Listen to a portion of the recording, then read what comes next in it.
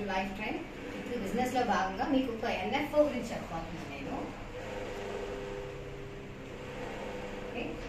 NFO అంటే meaning ఏంటంటే new fund offer అని అనమాట. ఇది జనరల్గా ఐపీఓ అని మీరు స్టాక్స్లో వింటారు కదా. సో ఐపీఓ అంటే ఎన్ఎఫ్ఓ అనమాట. స్టాక్స్ అయితే మనం ఐపీఓ అంటాం, మ్యూచువల్ ఫండ్స్ అయితే ఎన్ఎఫ్ఓ అంటాం అనమాట. సో న్యూ ఫండ్ ఆఫర్ అనమాట దీని పేరు. ఇప్పుడు యాక్చువల్గా నేను ఒక న్యూ ఫండ్ గురించి చెప్తున్నాను. అది వచ్చి ఆల్ఫా ఫండ్ అనమాట. నిఫ్టీ 50 ఆల్ఫా ఫండ్ దీని పేరు యాక్చువల్గా. సో ఈ నిఫ్టీ 50 అంటే చాలా మందికి ఐడియా ఉండొచ్చు ఉండకపోవచ్చు. ఇది వచ్చి మన స్టాక్ మార్కెట్లో నిఫ్టీ 50 అంటాం మనం. సో నిఫ్టీ 50లో జనరల్గా టాప్ 50 కంపెనీస్ని కవర్ చేస్తుంది అనమాట నిఫ్టీ 50 జనరల్గా. నిఫ్టీ 50 ఆల్ఫా ఫండ్ అంటే ఈ నిఫ్టీ 50లో ఆల్ఫా రేటింగ్ ఉండే దాన్ని తీసుకుంటుంది అనమాట. ఆల్ఫా అంటే ఏమంటారంటే జనరల్గా ఏవైతే ఎక్కువ మల్టిపుల్ ట్రాన్సాక్షన్స్ జరుగుతుంటాయో, అంటే ఏ కంపెనీస్లో అయితే బయింగ్ సెల్లింగ్ హైగా ఉంటుందో దాన్ని ఆల్ఫా అని అంటారు అన్నమాట. సో అలాంటి ఫండ్స్లో టాప్ 50 కంపెనీస్ని కానీ అలా తీసుకుంటారు జనరల్గా ఒక ఫండ్ తీసుకునేటప్పుడు. సో ఈ నిఫ్టీ 50 ఆల్ఫా ఫండ్లో ఏం చేస్తుందంటే top 50 companies with high alpha, అంటే ఏదైతే ట్రాన్సాక్షన్స్ వెరీ హైగా జరుగుతూ ఉంటాయో, బయింగ్ అండ్ సెల్లింగ్ ఎక్కడైతే డిమాండ్ ఉంటుందో అలాంటి కంపెనీస్లో అనేది మేము ఇన్వెస్ట్ చేస్తున్నాం అనమాట. అది మెయిన్గా నిఫ్టీ 50 ఆల్ఫా ఫండ్ యొక్క మెయిన్ ఉద్దేశం ఏంటంటే ఏవైతే హై డిమాండ్ ఉంటాయో అలాంటి దాంట్లో వెళ్ళి మన ఫండ్ని ఇన్వెస్ట్ చేస్తుంది. సో నిఫ్టీ 50 అంటే అర్థమైంది అనుకుంటా. ఎనీ డౌట్స్ ఉంటే కామెంట్స్లో మెన్షన్ చేయండి. నిఫ్టీ 50 ఆల్ఫా ఫండ్లో మనకి న్యూ ఫండ్ ఆఫర్ వచ్చిందనమాట. అంటే కొత్తగా బజాజ్ అలయన్స్ వాళ్ళు ఒక ఫండ్ అనేది ఓపెన్లో ఉంది up to July 15. So only 15th వరకే ఓపెన్లో ఉంటుంది ఫండ్, తర్వాత క్లోజ్ అయిపోతుంది అనమాట.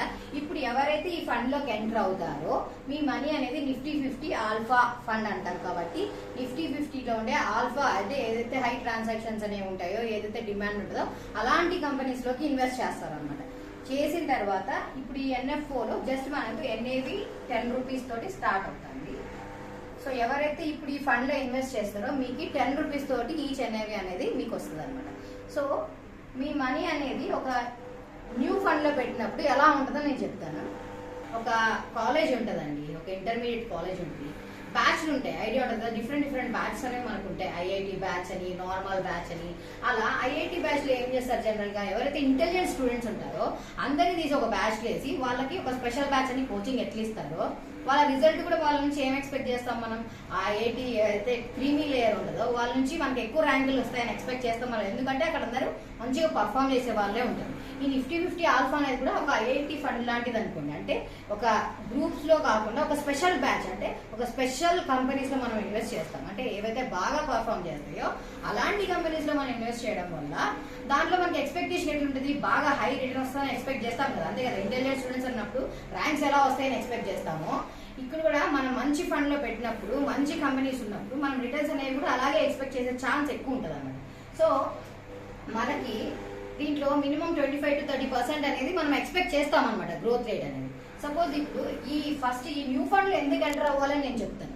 ఇప్పుడు చూడండి, ఒక ఏ అనే వ్యక్తి 1 లక్ష రూపాయలు 10 రూపాయలు ఎన్ఏవి ఉన్నప్పుడు తీసుకున్నాడు అనుకోండి, 10,000 యూనిట్స్ వస్తాయి అనమాట. అంటే 10,000 units he will get at the price of 10 rupees. 2024 అని చెప్పాను కదా ఎన్ఎఫ్ఓ మనకి ఇప్పుడే స్టార్ట్ అవుతుంది కాబట్టి ఇప్పుడు తీసుకున్నాడు అబ్బా, ఒక 1 lakh రూపీస్ ఇన్వెస్ట్ చేశాడు, 10,000 యూనిట్స్ వచ్చినాయి, 2024లో 1 lakh పెట్టాడు. సో నెక్స్ట్ ఇయర్కి ఏమైందంటే అదే ఫండ్ 20 రూపీస్ అయింది. ఆ 20 రూపీస్ అయినప్పుడు ఈ వ్యక్తికి ఏమైతుంది, ఆయన ఫండ్ 1 లక్ష రూపాయలు కాస్త 2 లక్షల రూపాయలు అయిపోయింది. ఓకే, అదే ఇప్పుడు బి అనే వ్యక్తి 2025లో ఎంటర్ అయినాడు. ఏంటి at the rate of 20 rupees. అంటే 20 రూపీస్కి ఆయనకి ఎన్ని యూనిట్స్ వచ్చినాయి, 5,000 యూనిట్స్ వచ్చినాయి. ఓకే, కానీ ఇప్పుడు ఆయన 1 లక్ష రూపాయలు అనేది దీంట్లో పెట్టినాడు. నెక్స్ట్ ఇయర్ చూద్దాం, అంటే 2026కి ఆ ఫండ్ మళ్ళీ ఏమైంది, 20 రూపీస్ కాస్త 30 రూపీస్ అయిందబ్బా. అదే ఈ 1 లక్ష పెట్టిన ఆయన డబ్బులు ఏమైతాయి అంటే నెక్స్ట్ ఇయర్కి 1,50,000 అవుతుంది. ఓకే, అదే 2026 కి 10 రూపీస్ నుంచి 30 రూపీస్ అయినప్పుడు ఈ 10 రూపీస్ ఎవరైతే ₹1,00,000 ఇన్వెస్ట్ చేసిండు ఆయన డబ్బు ఎంత అవుతుంది అంటే 1 lakh నుంచి 3 lakhs అవుతుంది. ఆటోమేటిక్గా 10 రూపీస్ 30 రూపీస్ అయినప్పుడు 1 lakh 3 lakhs ఏదో అవుతుంది. సో అట్లా ఎవరైతే NF4లో ఎంటర్ అవుతారో అట్లాంటప్పుడు మన ఫండ్ పెరిగే కొద్దీ అంటే ఈ NAV వాల్యూ పెరిగే కొద్దీ ఎక్కువ లాభం అనేది న్యూ అంటే ఎప్పుడైతే కొత్తగా ఇన్వెస్టర్ స్టార్ట్ చేసినప్పుడు తక్కువ ప్రైస్ లో తీసుకుంటే అలాంటి వాళ్ళకి ఎక్కువ లాభం వచ్చే ఛాన్స్ ఉంది అని చెప్పడానికి మాత్రమే ఈ కాన్సెప్ట్ ని నేను ఎక్స్ప్లెయిన్ చేస్తాను అనమాట. అంటే NF4లో ఎంటర్ అవ్వడం వల్ల మనకు లాభం ఉంటుంది ఏంటంటే 10 రూపీస్కి అవైలబుల్ ఉంటుంది కాబట్టి ఇది గ్రో అయ్యే కొద్దీ ఫస్ట్ ఎప్పుడైతే మనం ఎంటర్ అవుతామో 10 రూపీస్కి చీపర్ ప్రైస్ లో మనకు దొరికింది కాబట్టి ఆ ఫండ్ వాల్యూ పెరిగే కొద్దీ మన యొక్క వాల్యూ అనేది కూడా పెరుగుకుంటూ పోతుంది అనమాట. 10 రూపీస్ 30 రూపీస్ అయినప్పుడు 1 lakh పెట్టడానికి సీదా 3 lakhs వచ్చేస్తాయి. అదే 20 రూపీస్ ఎంటర్ అయినాడు అనుకో అది ఆయనకు కూడా బెనిఫిట్ వస్తుంది, రాదని కాదు, కానీ ఎంత వస్తుంది జస్ట్ 50,000. సో ఇక్కడ కూడా amount he is also happy, but ఏంటంటే కొంచెం తక్కువ అమౌంట్ అనేది ఆయనకు వస్తుంది. అదే ఫండ్ మ్యూచువల్ ఫండ్ లోనే ఎంటర్ అయితే ఎక్కువ అమౌంట్ అనేది తనకు వస్తుంది. సో ఎప్పుడైనా NF4 ఉన్నప్పుడు అందులో మనం ఏం చెప్పాం, నిఫ్టీ ఆల్ఫా అని చెప్పాం. ఆల్ఫా ఫండ్ అంటే హై గ్రోత్ ఉండే ఫండ్స్ అనమాట. అలాంటి ఫండ్స్ అట్లాంటి న్యూ ఆఫర్స్ వచ్చినప్పుడు మీ దగ్గర ఏదైనా బల్క్ ఇన్వెస్ట్మెంట్ కానీ లేకపోతే మంత్లీ ఒక సిసో 5,000 కానీ అలా ప్లాన్ చేసుకుంటే అలాంటి ఫండ్స్ మంచిగా 25 to 30% రిటర్న్స్ అనేవి మనకి ఇచ్చే ఛాన్స్ ఉంటుంది. కాబట్టి మనకు మన పెట్టిన ఏ క్యాపిటల్ అయినా సరే గ్రో అవ్వడానికి ఎక్కువ ఛాన్సెస్ ఉంటాయన్నమాట. సో మీకు కావాలంటే దీన్ని ఒకసారి మీరు నిఫ్టీ 50 ఆల్ఫా ఫండ్ అనేసి మనం గూగుల్ చేసుకోండి, మీకు కనిపిస్తుంది ఎంత రిటర్న్స్ ఇచ్చింది ఏంటి అని. జస్ట్ గూగుల్ చేసేసినా మనకి నిఫ్టీ 50 ఆల్ఫా అనే ఫండ్ ఎంత మనకి రిటర్న్స్ ఇచ్చిందని మనకు చూపిస్తుంది. అలా యావరేజ్ 25 to 35% అనేది మనం ఎక్స్పెక్ట్ చేయొచ్చు అనమాట ఈ ఫండ్స్ లో. ఇంకా ఎక్కువ కూడా రావచ్చు.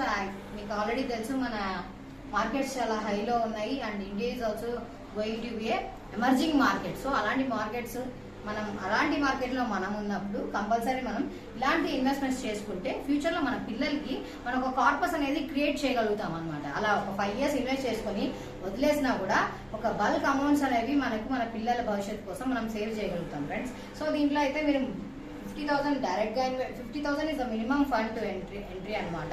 సో 50,000 అన్నా ఇయర్లీ పెట్టుకోండి, లేదు అంటే మంత్లీ SIP అని అంటాం కదా, జనరల్ గా దీని సిసో అని అంటారు, సిస్టమేటిక్ ఇన్ సిస్టమేటిక్ అవుట్ అని అంటారు.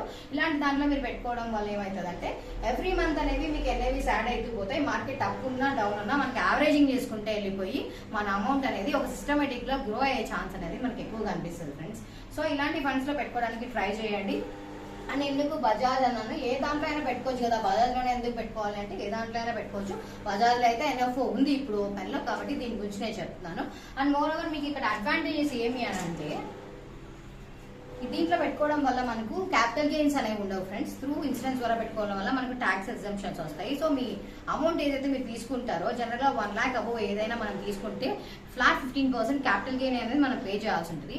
కానీ మనం ఇన్సూరెన్స్ ద్వారా తీసుకున్నప్పుడు మనం క్యాపిటల్ గెయిన్స్ అనేవి ఏమి పే చేయని అవసరం లేదు, ఎందుకంటే ఇన్సూరెన్స్ లో మనకు వచ్చే అమౌంట్ అంతా ట్యాక్స్ ఫ్రీగా ఉంటుంది. సో మీ ట్యాక్స్ ఎగ్జంప్షన్ కూడా మనకు వస్తుందండి దీని ద్వారా.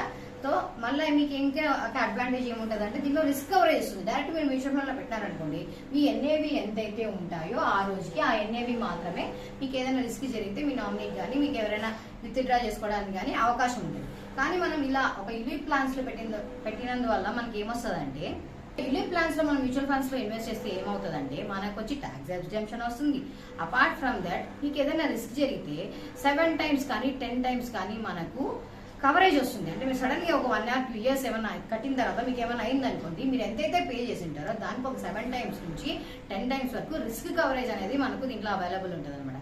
సో ఇక్కడ ఏం చెప్తున్నానంటే నేను మీకు tax exemptions, risk cover and mutual fund benefit, so all together ఒక ప్యాకేజ్ లాగా మనకి ఇక్కడ అవైలబుల్ ఉంటాయి ఫ్రెండ్స్. సో ఇలాంటి దాంట్లో సేఫ్ ఇన్వెస్ట్మెంట్ ప్లాన్ అనేది ఇవ్వడం ఒక అడ్వైజర్ గా నా యొక్క బాధ్యత కాబట్టి, సో మీకు గ్రో చేసుకోండి మీ మనీని, మీ ట్యాక్స్ సేవ్ చేసుకోండి, మీరు రిస్క్ ఫ్రీగా కూడా ఉండండి. మీకు ఏమైనా రిస్క్ అయితే మీ ఫ్యామిలీని కూడా ప్రొటెక్ట్ చేసుకోండి. సో అలాంటి దానికోసం మనం అయితే ఈ అడ్వైజింగ్ ఇస్తున్నాం.